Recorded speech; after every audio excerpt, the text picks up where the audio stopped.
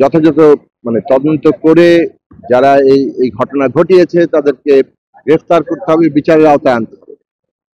এবং এই যে ইতিমধ্যে আমরা শুনেছি যে সিসিটিভি ফুটেজের মাধ্যমে কিছুটা শনাক্ত করা গেছে, দ্রুত এই ঘটনাকে মানে তদন্ত করা দরকার এবং এইসব দায়ীদেরকে চিহ্নিত, যারা এই ঘটনা ঘটিয়েছে তারা বাংলাদেশের বিরুদ্ধে অবস্থান নিয়েছে।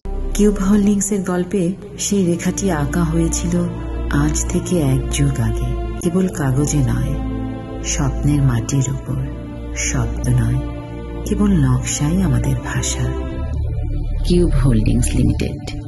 কেননা আমাদের বিচার, সংস্কার এবং নির্বাচন, এইটা আমাদের জুলাই গণঅভ্যুত্থানে আমাদের শত শহীদের রক্তের উপর দাঁড়িয়ে আমাদের গণমানুষের আকাঙ্ক্ষা।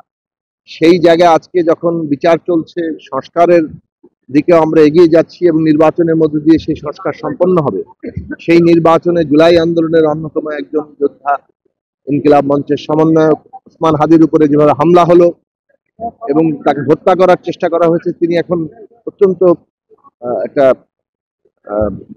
কি বলবো ক্রিটিক্যাল কন্ডিশনে আছেন।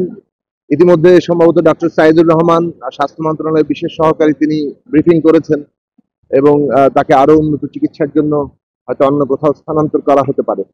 আমরা মনে করি যে ওসমান হাদি জীবন রক্ষার জন্য যা করণীয় সেটা সরকারের দিক থেকে করতে হবে এবং দ্রুততম সময়ে সেই উদ্যোগগুলো নিতে হবে। আমরা দোয়া করি যে তিনি আমাদের মাঝে ফিরে আসেন এবং এই যে আজকে নির্বাচনকে একটা শঙ্কা, অনিশ্চয়তার মধ্যে ফেলার জন্য যারাই যে সমস্ত গোষ্ঠী এই কাজ করছে, এটা তো আমরা জানি, আমরা দীর্ঘদিন ধরে বলেছি যে পতিত ফ্যাসিস্টরা এবং নানাভাবে বিভিন্ন রকম শক্তি আসলে বাংলাদেশের গণতান্ত্রিক উত্তরণের বাধা হয়ে দাঁড়াতে চাচ্ছে। সে কারণে আমাদের যে অভ্যুত্থানের মধ্যে দিয়ে যে ঐক্য তৈরি হয়েছে, সেই বৃহত্তর ঐক্য আমরা আজকে আমাদের জাতীয় স্বার্থে সেই ন্যূনতম জাতীয় ঐক্যমত্য আমাদের রক্ষা করা দরকার। ন্যূনতম জাতীয় ঐক্যমত্যের মধ্য দিয়ে আমাদেরকে এই বিচার, সংস্কার এবং নির্বাচনের যে গণতান্ত্রিক উত্তরণের পথ, সেইটা আমাদের অর্জন করতে হবে।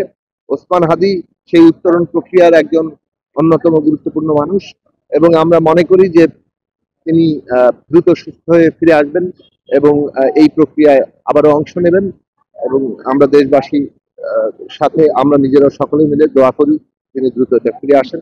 সরকারের কাছে দাবি জানাই যে তারা দ্রুত তার চিকিৎসার যত রকম উদ্যোগ নেওয়া দরকার সেগুলো তারা যেন করেন এবং আমরা যদি ঐক্যবদ্ধ থাকি, তাহলে যারা আজকে এই ষড়যন্ত্র করছে দেশের গণতান্ত্রিক উত্তরণকে ব্যাহত করার জন্য, সেটা কিছুতেই সফল হবে না। ফলে এই মুহূর্তে জনগণের ঐক্য, জুলাই আন্দোলনের মধ্যে যে ঐক্যটা তৈরি হয়েছিল, সেই ঐক্য আমাদের গড়ে তুলতে হবে।